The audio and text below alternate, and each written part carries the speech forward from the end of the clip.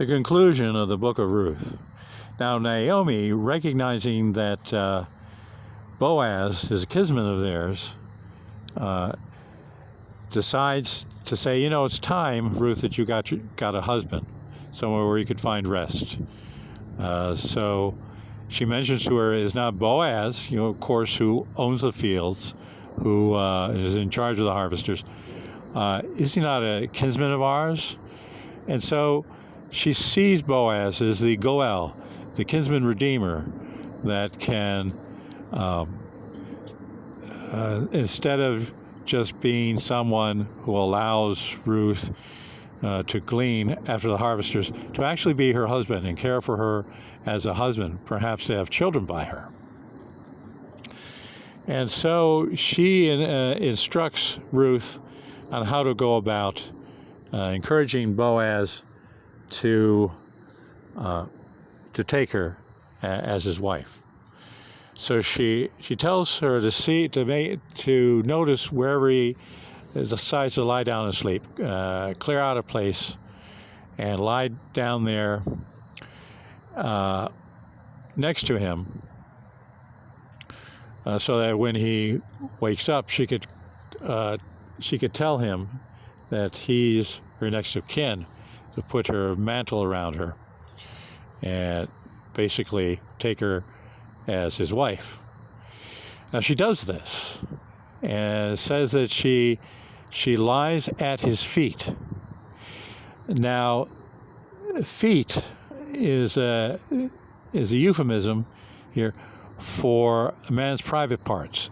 So the question is, did she actually lie beneath his feet to indicate to him that she wishes to be submissive to him as his wife, or did she lie next to him to basically letting him know that she would like to be close to him, that she is seeking the intimacy of marriage? But whatever the case may be, Boaz gives a start in the night. He wakes up and finds Ruth there and asks her what she's doing, and then she tells him, put your cloak around me, you're my next of kin. And so he says to her, how blessed you are for not running after the young men, whether poor or rich. I tell you what, I'm not the nearest kin. There's one nearer to you than I am, and his claim is prior to mine. But if he doesn't take you, I will. And so Boaz gives the instruction that no one mentions that woman was there, sleeping by him, beneath him, by him. He does this for two reasons. One, to protect her reputation, and the other reason is to provide privacy for what he is sure is God's call for them to be a married couple, husband and wife. So Naomi tells, when Ruth relates the story, Naomi tells her that Boaz will not rest. He'll sell the matter today, which he does. He goes and he gathers the elders at the gate, to witness what he's doing, his proposition.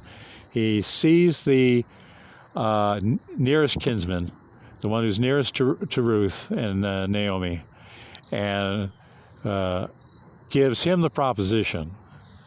It says that Ruth, she's looking for a husband, and he has prior claim to him, that is Boaz, and if he doesn't make his claim, then Boaz will put in his claims because he's next. So the guy says, I'll put in my claim. But then Boaz purposely tells him, in doing so, you're going to have to take on the responsibility for caring not only for Ruth, but Naomi. And the guy says, well, I can't do that without diminishing my own heritage. So you go ahead and put in your claim. And in saying that, he takes off his sandal and gives that to Boaz, because at that time, as a form of attestation in Israel. So Boaz when he puts in his claim, says, notice that I'll be marrying the widow Ruth, and I'll be taking on the holdings that belonged to her husband Mahlon and the brother Chilion and Elimelech, Ruth. That now all those holdings will be his. And Ruth and Boaz wind up having a child named Obed, which means obedience or submission or servitude.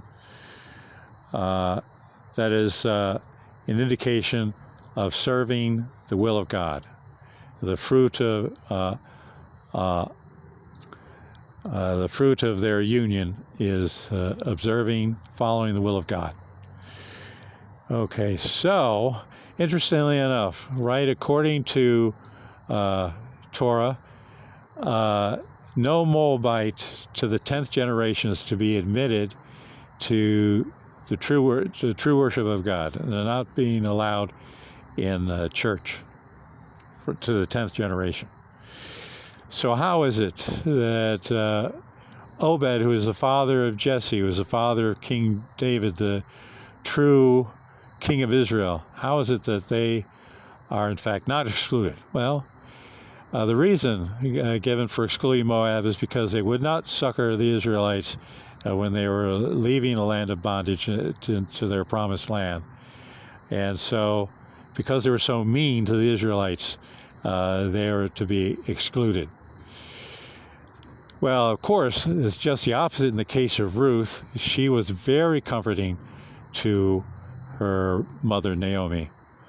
And also, right, she ceased to be Moabite. She ceased to be belonged to the people of Moab, but instead was added to Israel as soon as Boaz put his mantle around her. He added her to Israel. She became an Israelite through her husband Boaz. Okay, so happy is the one who comforts the sorrowing and lifts up the downtrodden. Now, according to the Word of God, it is written that there are two pillars to the temple, Yakin and Boaz. Yakin means faithfulness, Boaz means strength.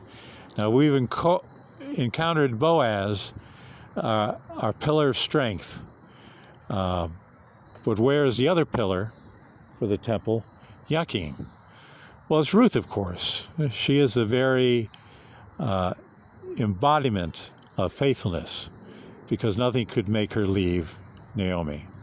So here we have the two pillars, faithfulness and strength, for the temple in which will be received the promised Messiah.